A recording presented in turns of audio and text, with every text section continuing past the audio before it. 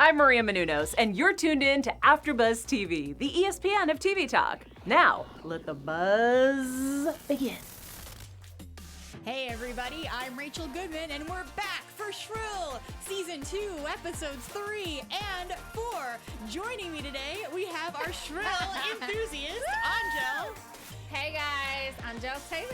I feel like it's been forever, but the truth is, we are back after the last episode where we talked about 1 and 2, but be sure to stay tuned until the end. We have a special segment on curvy women. Hey. Yes, and we have some news, and we're going to try to do predictions. I have not seen anything beyond these 2 episodes, so it might be easier for me.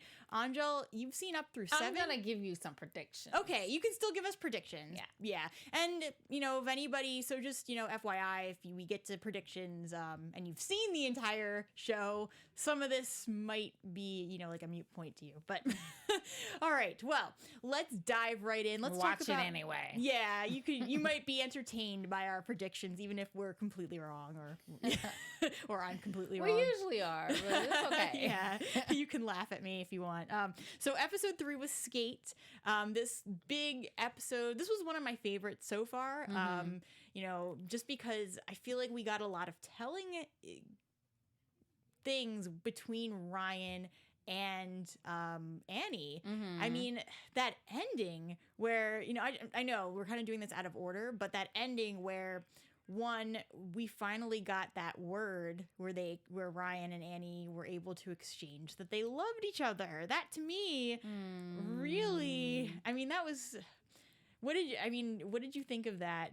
I have mixed emotions about it because I want Annie to move on. Yeah. From Ryan, but if that's where she's gonna be, then love wins. Yeah, and that was why I wanted to talk about this first, because toward the end of our show discussing 1 and 2, one of the conversations where we had started was about Ryan and Annie and whether they should be together. And this was the moment for me near the end where I was like, okay, they do have something very special.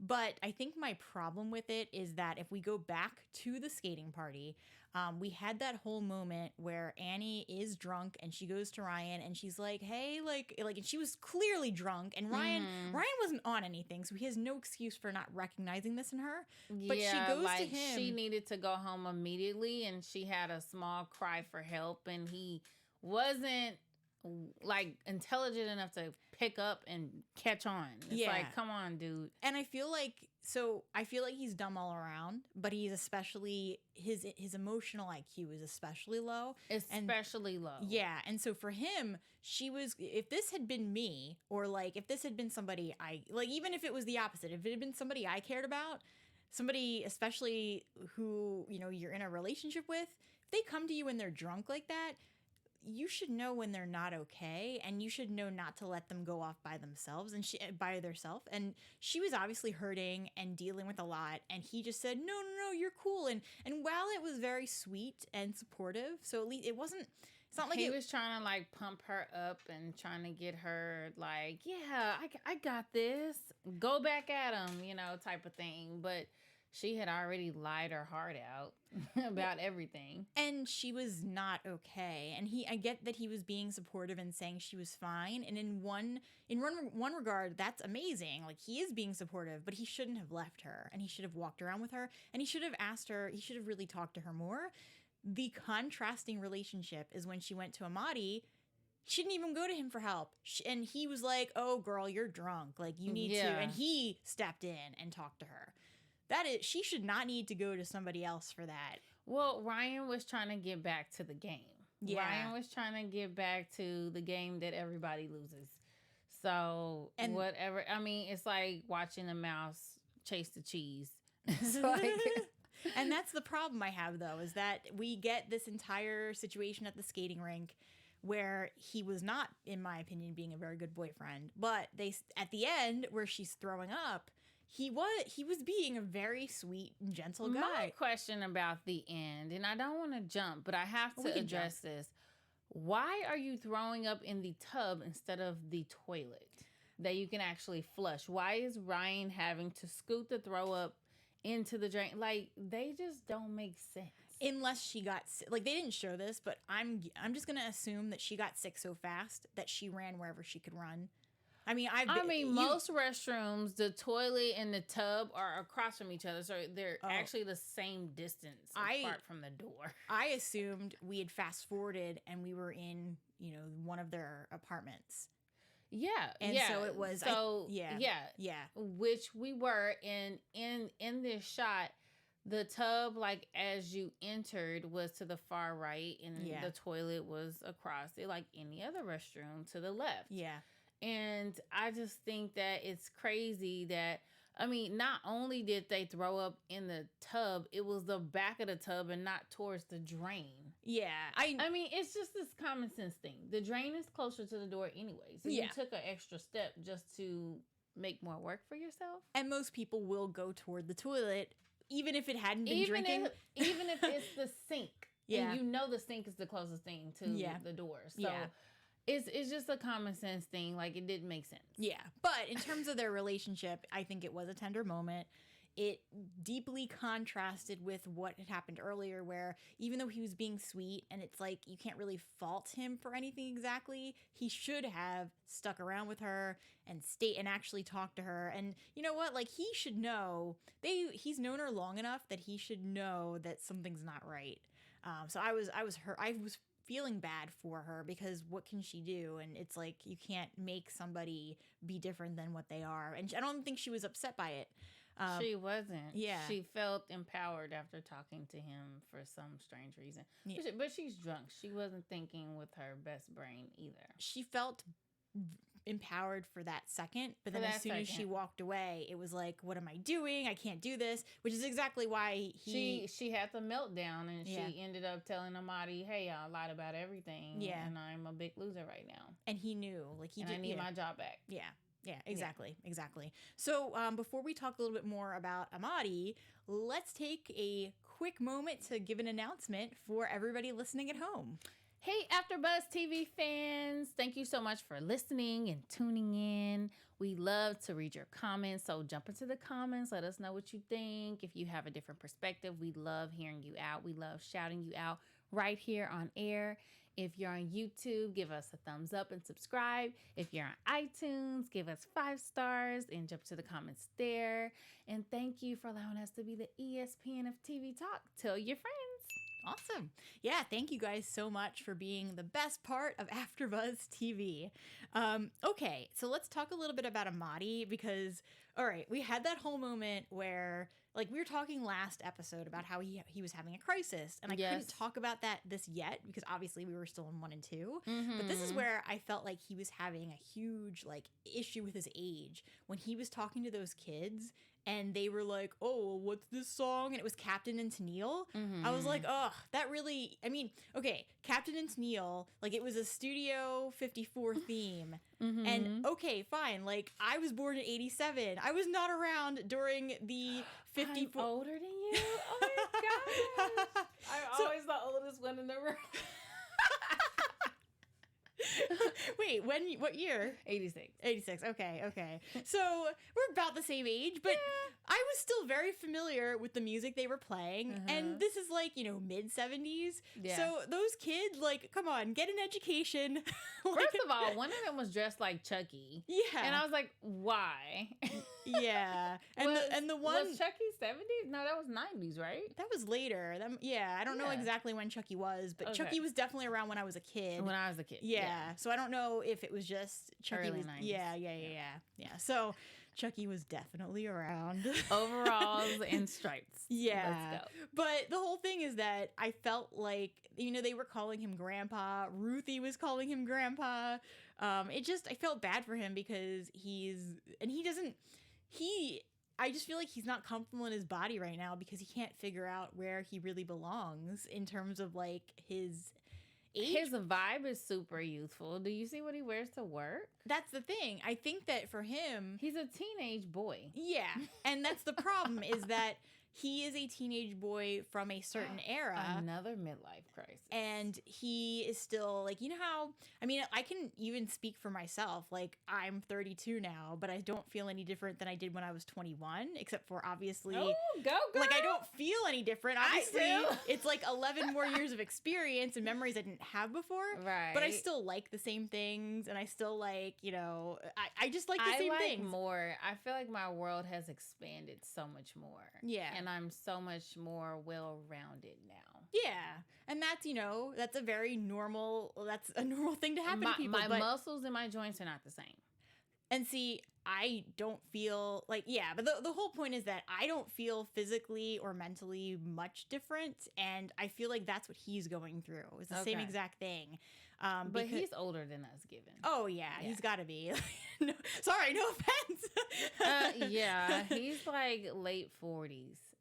I would guess, yeah. Now I believe his name is Michael Connolly, right? Let me look.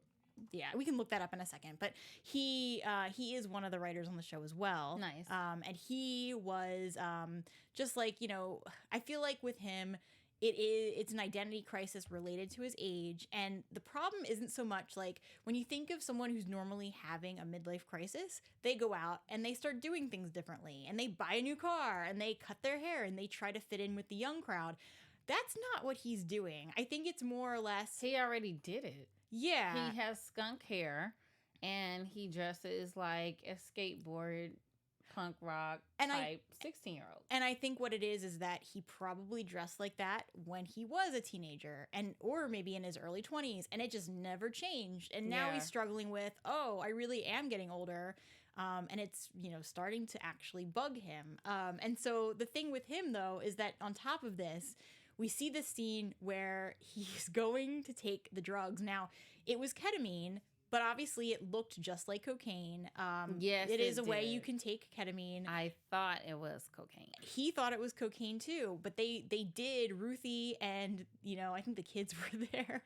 Ruthie did warn him, you know, you want to take like an eighth of what you would normally do with cocaine. And he was like, no, I got this. And he literally just... I thought he was going to overdose. I thought that that's where this was headed. I thought he was going to die this episode. Yeah. I was very concerned for him. But that was the whole thing, is that he's trying to act like how he used to act because he's just never changed. So the whole thing with him is that my other concern was that I was worried he wasn't going to remember when he had that conversation with Annie. I was afraid about that too, but I don't know, because it's funny because he seemed totally functional even though he was out of it and in the room by himself. When they had the conversation, he seemed functional and interactive enough to have like known what he was talking about. So, and then at the end, he like snapped out. I thought that he was out of it from the moment she walked in, but the problem is she was out of it too, so she didn't recognize that he was out of it. And so, but he did have lucid moments where he would like talk to her, and it was like, okay, it's just Gabe talking and he's fine. But then at the end, we saw that they had to take him home. And I thought, and I loved that moment at the end, by the way. It was cute, and then Ryan helped tote him out, and that was a little cute moment. Yeah. And then obviously Annie was still not sober, but they got him an Uber anyway, or a Lyft or whatever it was, and had somebody help him home. If it was a boyfriend of mine, and I mean, Gabe has been her nemesis. So like a loving boyfriend, if he knows you've been struggling in the workplace with a specific person, he's not going to help you carry this person out and home to safety. So Ryan is so cute in a way. He didn't ask any questions, and he just helped her in whatever her initiative was. Yeah, absolutely. Like, and he's very easygoing like that, Ryan. So I want to move on and talk about episode 4. We had a little bit with Fran in 3, though. The biggest thing I want to mention, because it's going to carry over, is her telling her group of friends that she had not had sex in weeks, which is completely different for her. Yeah. But I'm mentioning it now because we do see more of that in 4. So let's talk about episode 4. which is called Freak. And the reason it's called Freak is because Annie does get her job back, and she goes and she's assigned to cover Freak of the Week at the newspaper. One thing I want to mention, as I was watching this, when they found their freak, it was a guy who was dressed naked on a bike. Right. As I'm watching this, Full-blown penis. yeah, and so and balls. I'm very familiar with Portland. I've been there a bunch of times. I love the city. One of the things that I was thinking when I saw this was, oh, this is something they actually do, because it is. It's not just like this guy wasn't really, I guess he's a freak because he's doing it all the time. But in Portland, there is actually something called World Naked Bike Ride. It's a day where literally people go on their bikes together and they go butt naked and they bike around. There is even etiquette for it. And one of those things, I'm just going to read this. Tell me some of this etiquette. I want to hear this. So it's basically, from what I was reading, there's like 10 major things. It's pretty obvious. It's like, don't make lewd comments. Don't touch people inappropriately if they don't want you to. And, you know, kind of it goes along that vein. Okay. But then the one that I found hilarious, this is like the final etiquette that I just kind of like was seeing on multiple sites. So there's really no, like, it's just kind of a thing that people sort of acknowledged. Right. Wear a helmet and proper illumination. So it was like, even though you're naked, because the law have to illuminate. Exactly. Well, and the helmet thing, apparently in Oregon, you have to wear a bike helmet. So it's like, yeah, you can go naked, which surprises me, but wear your helmet. But in any case, let's talk about the episode. We'll get back to the Freak of the Week plot line in a second, but the one thing I wanted to talk about was Fran. Mm-hmm. She had her arc has been very fascinating. Mm-hmm. Yeah. I loved her solo date idea. Yeah. Like, to date herself. That's really dope. And it takes a lot for a woman to go out in public by her lonesome, because we feel out of place and rejected and, I don't know, weird to date ourselves, like to be alone. And like, even me, when I take myself out to salsa and beer and I'm by myself, or any restaurant for that matter, people are looking at me like I'm waiting on someone, or like I got stood up, when I'm just simply having a meal by myself. Yeah. I want to be alone. And so, yeah, I mean, that's a thing that women go through, especially women that are deemed like attractive. We can't like be anywhere alone. Like, what is that about? Why are you questioning me? I will Why say, are you looking at me? In my experience, it's been the same thing. Like, because I like being alone sometimes. I like my own company. Yeah, exactly. And so if you can't just go out to a restaurant, because people will say, oh, where's your boyfriend? Is it just you? Yes. Oh my gosh, showing up at a bar and I just want to drink by myself. People think they have to accompany me. Yeah. No, I don't want drink company. Thank you. Yeah, but I don't want you to buy it either. I'm good. So I appreciated Fran and doing this, and she, And karaoke, that was a very bold move. So the thing, and she could actually sing. She was amazing. She was blowing. That was one of the hardest songs you could possibly sing. So Lady Gaga killed it. But Fran hit it over the head as well. Yeah. So what she was singing is "Shallow" from A Star Is Born. I loved it. She killed it. But I think the most telling thing for me is the unicorn going around, in the back, because she specifically said, I am like a unicorn, never letting anybody in. I am the unicorn. And I was like, wow, that's perfect for her. And that's why I'm thinking with her. How do unicorns not let anyone in? Well, because of the horns. I think that's what she was saying. So I think that was what she was getting at, is that there's a horn, and so it kind of like anytime she tries to let anybody in, there's a spike there. So that's what she was getting at. Okay. Yeah, it was she was definitely high. And then also, the drugs she took before she went there. So. Yeah. But I got what she was saying, and I was sober when I watched the episode. Are you sure? Yeah. So I understood. And so the whole thing is that watching this happen, watching her like sing this song, number one, what I found fascinating is the from anyone who's not familiar with A Star Is Born, the plot behind it. The fact that this was the penultimate love song between the couple. And she chooses this song. I felt like she is crying out because she wants to find her perfect person. She just hasn't found that person yet. And I think she's been burned so many times that she's been burned so many times. She does the burning. But I think that she did the burning because of being burned. I think it started the other way around. That's let's hear a backstory then, because I need one badly. Yeah, because that's usually, I mean, there's a trigger with why somebody is doing that to other people.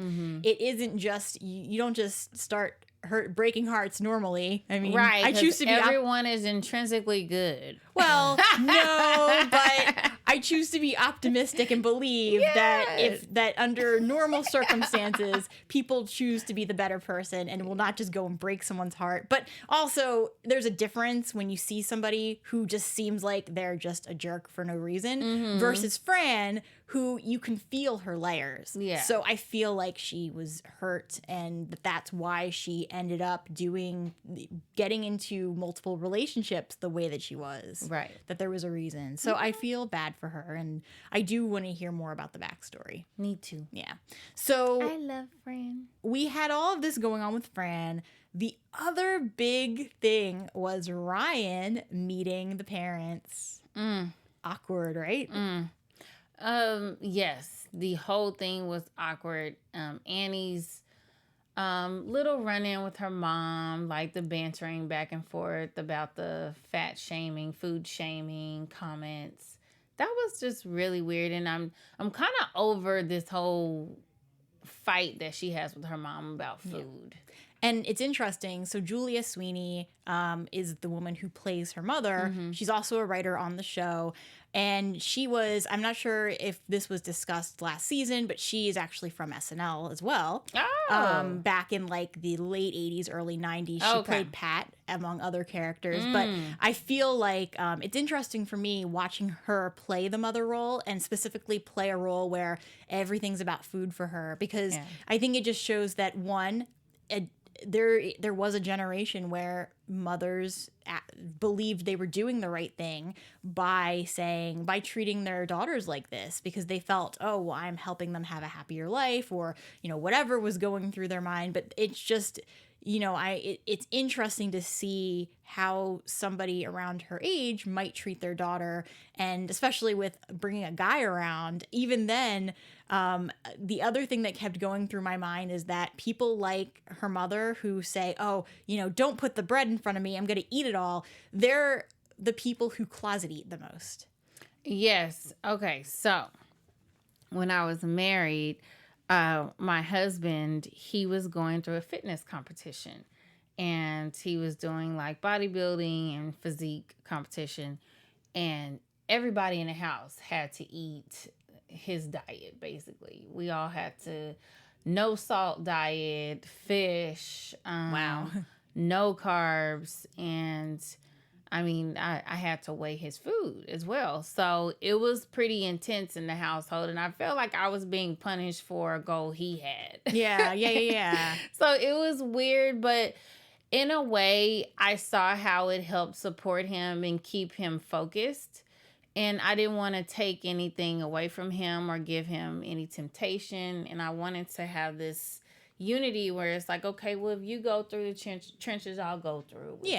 Yeah. And one of the things that, you know, just going through and even for me in my experiences, whenever I've talked to, you know, a dietitian or just, you know, any doctor in general, one of the things I've heard as a common theme was, well, if you're going to eat X, then anyone living with you, like, it's kind of like, for me, like, to have certain foods in the house, it's if like, you don't buy it. Yeah, like, you're probably going to eat what's in the house just because it's there. And so it was always like, I remember one time, you know, there's a dietitian telling me, well, you should tell your entire family to get rid of, you know, junk foods, because then you will eat it too. And so it's just interesting for me thinking about that in the back of my mind, and then kind of seeing how her mother is, because I can only imagine that when Annie was growing up, the way, like, if her mother's acting like this now, I can only imagine the way that she acted as Annie was growing up, which to me makes me think, okay, well, this is Annie's way of rebelling by not listening to her mother, but also her mother's crazy about it too. Like, there's a way to live, and there's not, like, her mother's so obsessed with food that it's counterproductive, and it's just going to make people go nuts. Yeah, I don't really see her getting smaller from episode to episode either. So she's not doing something. She's being a hypocrite in some type of way. Absolutely. Yeah. And it's at a certain point, I loved the conversation that she had with, you know, Annie's father, where basically it was, you know, her dad saying, you know, she's an adult. There's a way to talk to her. You're not going to get through to her by acting the way that you are. Yes. And I hope that this message actually came across, like actually got through to her mom's head. But I am thinking it won't. Another conversation that I thought was pretty powerful between Annie and her dad was at the restaurant when they both went to the bathroom. Yeah. And they met each other in the hallway. And she's like trying to get some type of, like, she was trying to get him to validate her relationship. Like, so what do you think of Ryan? And he's just like, I don't think anything. I barely know him. And he's trying to, like, in a safe way say, well, I'm not going to vouch for this guy at all. And it was kind of heartbreaking to see her needing that validity from her dad. Like, she needed that support, like, to say, yes, you're doing a good job. Because I think it was pretty obvious Ryan blew the whole thing. Yeah. Just from talking. I think, though, in all fairness to Ryan, he was going to blow the whole thing no matter what. No matter what. Yeah. But it's just the fact that Annie felt like she needed her dad's approval. Yeah. And, Dad, please make me feel like I'm doing something right for a change. Yeah. You know what I'm saying? And that was one other thing to mention, too, at the very end, where Annie and Ryan were getting ice cream and they were still talking about all of this. And again, Ryan cuts to sex, and it's like, okay, this is why I don't think the relationship is going to end well, because he's not a man of substance. No. And Annie is all substance. In fact, she's a writer. She's a writer. And that's how much substance she has. And I can even, like, vouch, like, I am a writer. If in relationships I, have, or, like, even friendships, when I say that word relationship, it is hard to have a friend even when there's not substance to the conversation, because when you're a writer, words are your everything. And so if someone can't use their words at a certain level, you just kind of, like, it's hard to connect with that person. Right. And so that's why, like, I feel for Annie, because she's a writer like me. And it's like, okay, yeah, how are you in this relationship? I feel so bad for you. Why? But because he's not a bad guy, but he's just not on her level. Right. Yeah. Right. It would be difficult for writers to maintain good manageable relationships, because especially out here in LA, when people are so fickle and so superficial, and they're really not talking about a lot that is of substance. They're talking about everything that is, like, aesthetically beautiful, and, not digging deep and getting into, like, you ask someone how they're doing, everyone fine, you know, and nothing more. There's nothing gritty about anything that they're expressing about themselves. They're very much, like, to the point of being, like, it's almost like they don't have a soul that they want you to see. Yeah. It's like they don't want you to get in. They're going to wall any type of real conversation that you have. You just, like, they avoid it at all costs. Yeah. Yeah, exactly. And that's hard too, in a different way, because somebody could still be intellectually on your level, but if they're not looking at the same things the way that you are, it's like the connection's just not going to be there. The motives, though. Yeah. Like, why are they even talking to you? Yeah. They have some other thing that they're thinking. Maybe you have a connection and they don't want to talk about this. They want to talk about this. So if you're not feeding into their purpose, then you're not going to get what you need from them. Yeah. Or from the conversation, I should say. Yeah. So let's go ahead with the time that we have left. Let's dive into our segments. Our first one is our Curvy Woman Spotlight. Curvy Woman. So, I love to talk about curvy women because I am a curvy woman. I have my curves and I love my curves. Okay, so spotlight on Lizzo. Her real name is Melissa Vivian Jefferson. She's 31 years old from Detroit, Michigan. Bet you didn't know that. Her birthday is April 27. She was born in 1988, so she's 31 years old. She's right up under you. Yeah. So, congratulations to Lizzo. She won the Grammys. Not just one, not just two, but she won 3. One for pop solo performance for Truth Hurts, the urban contemporary album, 'Cause I Love You, traditional R&B performance, Jerome, Take Your Ass Home. Sorry. And then she was also nominated for album, song, new artist, the record Truth Hurts, R&B performance. I mean, she is unstoppable. Everyone is just loving her to death. She plays the flute. She's a beast. She's a singer. She's in your face. She's matter of fact. She's loving on herself, and she's making everyone else love on themselves. Like, her love for her body and like no self-doubt, it is contagious, and it's the type of energy we need in this world. Please, Lord, let's have more Lizzo in this world. And she is just, I follow Lizzo on Twitter too, the way I follow Roxanne Gay, and Lizzo is so supportive.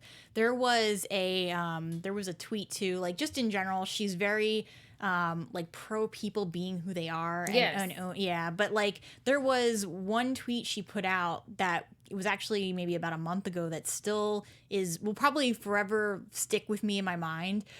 She said that in 2009 she was homeless. Like it was like a comparison of the decades. 2009 she was homeless, like pretty much broke.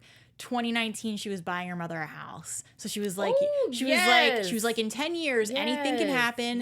Look at my life. It can be you too. It doesn't just have to be me. It's so inspiring. Yeah. So I love her messages. I love her positivity. She seems like a down to earth person. Oh, she is. Yeah. I mean, her music, just listen to her lyrics. She is like basically having the conversation we all have with our girls. Yeah. She's just like singing it. Absolutely. Yeah. So I'm a fan too. Which takes us into news and gossip. Yes. So let's talk about our news. AfterBuzz TV News. Okay, so news today is from a Vogue article that was published a little bit earlier in the month. Well, yeah, like 2 days ago. Actually, wait, today is the 27th. I take that back. It was published today. So this is really news. It's Shrill's second season gives its characters room to grow. Woo! I'm just going to read like a couple of excerpts here, short ones. But basically, one of them is in the first season, we really used West's book as a map. And going into season 2, we had already built that foundation and just got to get into the fun bit. Bryant tells me at New York, this is from the writer of the article, that Brian was talking to her about this when they were talking at the Beekman Hotel in New York, it sounds like. We got to leave some of the body positivity behind and get into the nitty-gritty of Annie and Fran's lives. So really, this article is just covering how the characters are allowed to grow and change, especially now that they've had the season 1 and that they're not following the book as much, so they kind of have a lot more room. Bryant, who plays Annie, she has big dreams for Annie. That doesn't include losing weight, by the way. I wanted to highlight that because this doesn't have, like, to me, I am very happy they are not going that direction because they don't need to. But chief among them, I want her to find a sort of inner peace. That is the ultimate goal here in this show. And then there's one little other excerpt. The term self-care gets thrown around a lot. But we agree that an episode in which a post-breakup Fran gets high, eats a burrito, and sings karaoke alone might just be its platonic definition. This is a quote. She's not drunk or embarrassing herself, really. She's just having quite a lovely time by herself. Yes, very, very positive. You should definitely go and read the article. It is full of information. Let's kind of do predictions. Your AfterBuzz TV predictions. Do you want to predict anything since you've seen? Because you said you did have a prediction. My prediction has to do with Ryan and Annie. What's the prediction? I think that she is going to... I mean, the meeting with the parents tanked. When someone asked her about it, she lied and said... it was okay when it really wasn't. Yeah. It was a crash and burn for all of us. It was kind of difficult to watch. But I think that will begin to develop, and it's kind of like a seed that's going to grow in her mind, how she has to outgrow his behavior at some point, because it's going to bring her down. It's pretty stifling. Yeah. Like, notice when you have friends who are not on your level, you have to let them go at some point, because dragging them along is too heavy for the journey that you're on. And we do sometimes outgrow people too. Oh, it's just, All fact day. of life. All day. Yeah. So my thing is that I feel like with Fran, this is going to be a huge journey season for her. And we're going to see her actually, I kind of hope she stays single and that she continues to date herself, because I think that all along that's what she had to do.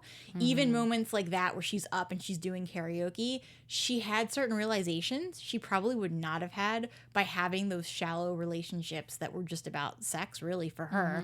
And so, yeah, like, I want to see her date herself and learn how to love herself. Yes, Because as we all should. Yeah, because sometimes, I'm going to say every case is different, but with Fran, I feel like it's going to be a case where she will not be able to love somebody else until she fixes her inner demons and loves herself for who she is. So we're going to have to... That's the prerequisite. Yeah, so that's my prediction with her. I think there's going to be a big blow up between Annie and her mother. That's my other prediction. Oh, yeah. Yeah, like toward the end of 2, I would like to see Annie actually kind of blow up at her mom so that her mom knows that there are boundaries and she cannot be doing certain things anymore. Yeah, they need to stop skirting past the issue and just flush it out, because it's so awkward. It's the white elephant between them. Absolutely. Well, that about wraps up our episode for today. Angel, where can everybody find you? Hey guys, you can find me Angel Taylor _ on Instagram, Twitter. Find me on Facebook under my name, Angel Taylor, ANGELE. Awesome. And I'm Rachel Goodman. You can find me on Twitter at Rach Goodman or on my author Instagram account at Rachel Radner Author. I'm also on the Stumptown, The Young and the Restless, The Doctor Who. And I think that's it. Those are my AfterBuzz panels right now. Aside from Shrill, we have, 4 more episodes to cover, so we will be back sometime this week. Until then, we will catch you later. Bye, everybody. Bye. Our founder, Kevin Undergaro, and me, Maria Menounos, would like to thank you for tuning in to AfterBuzz TV. Remember, we're not just the first, we're the biggest in the world, and we're the only destination for all your favorite TV shows. Whatever you crave, we've got it. So go to AfterBuzzTV.com and check out our lineup. Buzz you later. The views expressed herein are those of the hosts only and do not necessarily reflect the views of AfterBuzz TV or its owners or principals.